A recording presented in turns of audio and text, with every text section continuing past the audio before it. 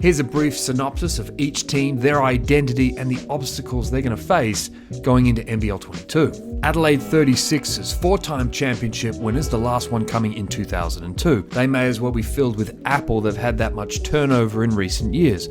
Coaches, players, and identity, you name it. This team is the former stomping ground of the NBL's crown jewel, Josh Giddey, now of the Oklahoma City Thunder. They've got talent on their roster, but they also really want that next star NBA buyout money. So talented but ultimately unimpactful youngsters should see plenty of court time. New coach CJ Brute is going to have a tough time unifying this team. Brisbane Bullets. They used to be a powerhouse of the NBL on court and commercially, having won 3 championships, the last one coming in 2007. But in the last 14 years, they've spent more time out of the league than in it. But they've got Nathan Sobey, the most athletic and aggressive local in the NBL, and a recent Olympic bronze medal winner. Plus they have import Lamar Patterson. Or is it Professor Clump? No, wait, Buddy Love.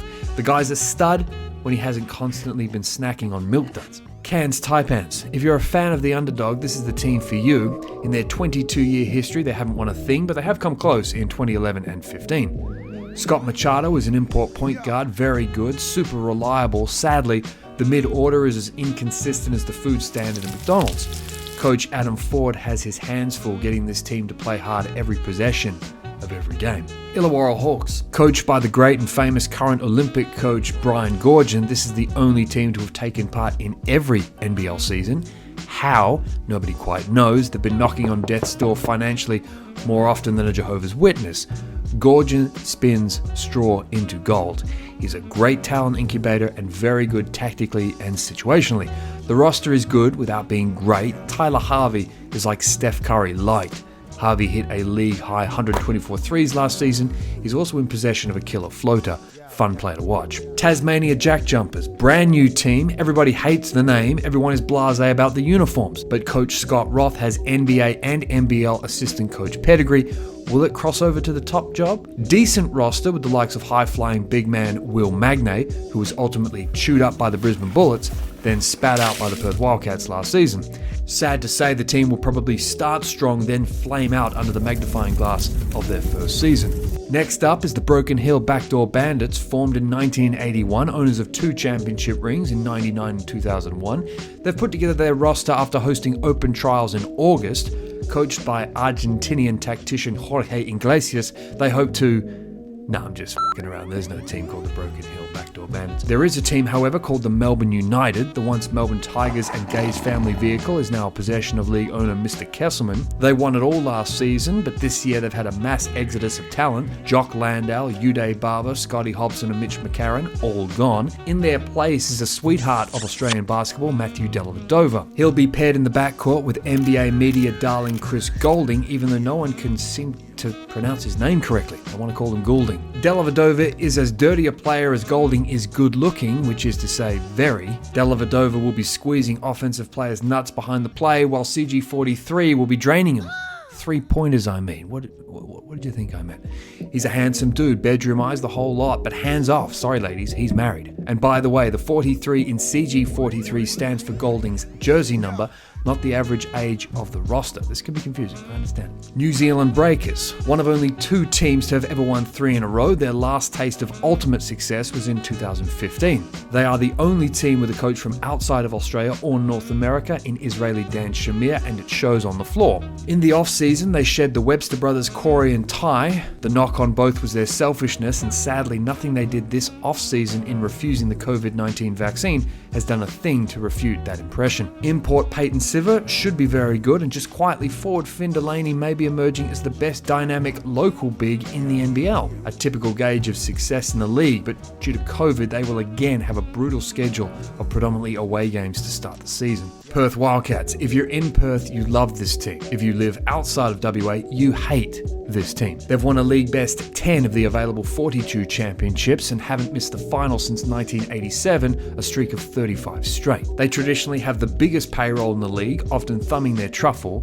that's cat speak for nose, at the league's soft cap. They're essentially Mufasa from The Lion King. Yeah, we get it. Everything the light touches is your kingdom. Cool, go blow it out your ass. They have guard Bryce Cotton, formerly of the NBA. He's an embarrassment to the league. He's that good. He wins everything, including 3 of the last 4 MVPs. The only break in the streak coming when the award went to Mr. Dunning, Freddy Krueger himself, Andrew Bogut. Whether you're awake or asleep, you're going to hear his views on things. They've pilfered star player Vic Law from the Bullets, kind of like a Robin Hood in reverse, stealing from the poor to give to the rich. The only snag in their upcoming season is this: they've lost all-star coach Trevor Gleeson to the NBA and cashed up owner Jack Bendat, and now they're kind of owned by a rival team's ownership consortium that's based in Melbourne.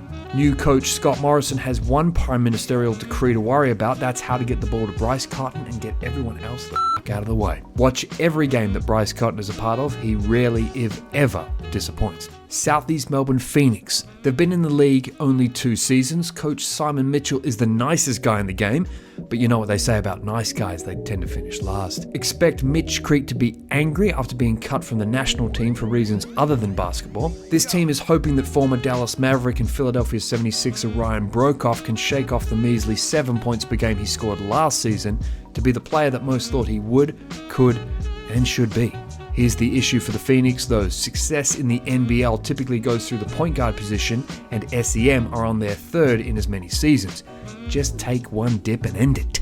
The Sydney Kings, the second team on this list to have won 3 straight chips, but that was back in 2005 when Joel Turner and the Modern Day Poets were still in the Rage music charts. The team is now owned by former Repicom frontman Paul Smith after his $12 million bid to buy half of the NRL St. George Illawarra Dragons was turned down in 2019. Andrew Bogut is also a part owner, having taken 0 point, then put the number of known atoms in the universe full of zeros, then put a 1 all the way at the end. That's how big his stake is. The team was building a fine culture behind winning point guard Casper Ware, but he's been jettisoned to the former Soviet Union. Superstar of the future Dusan Vasiljevic was the perfect compliment to Ware, but now the pair are worlds apart as Vasiljevic nurses a ruptured Achilles sustained in April. They're a solid lineup with NBA fringe players in big man Jarrell Martin and guards RJ Hunter and Jalen Adams meshing with promising locals Jordan Hunter and Xavier Cooks.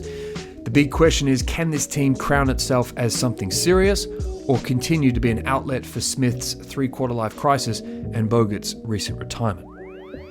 How to follow the NBL when you're not watching the games? Well, follow via Twitter, Facebook, or on the web in no particular order these 3 accounts: Liam Santamaria of NBL.com.au, Body Nodge of bodynodge.com, and Matt Logue, the newly minted national basketball writer of the Sydney Morning Herald and News Corp, and I'd like to think maybe this podcast as well. The NBL has its own web show, NBL Overtime, usually comes out every Tuesday. Access it via the NBL socials. It stars Santa Maria, Corey Homicide Williams, and Cam Luke.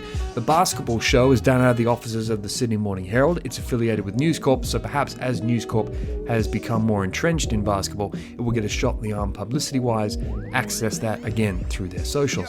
The other must-follow is the Brad and Botty Basketball Podcast, hosted by the aforementioned Body Nodge, who's a multiple-time NBL Writer of the Year winner, and former Sydney Kings and current NBL commentator Brad Rosen. With them, you get your fix of NBL and WNBL action from yesteryear, today, and everything in between. The schedule was released in mid-October. The season starts on December 5th with the Jack Jumpers hosting the Adelaide 36ers and the Wildcats welcoming the Bullets from 7:30 p.m. Australian Eastern Standard Time.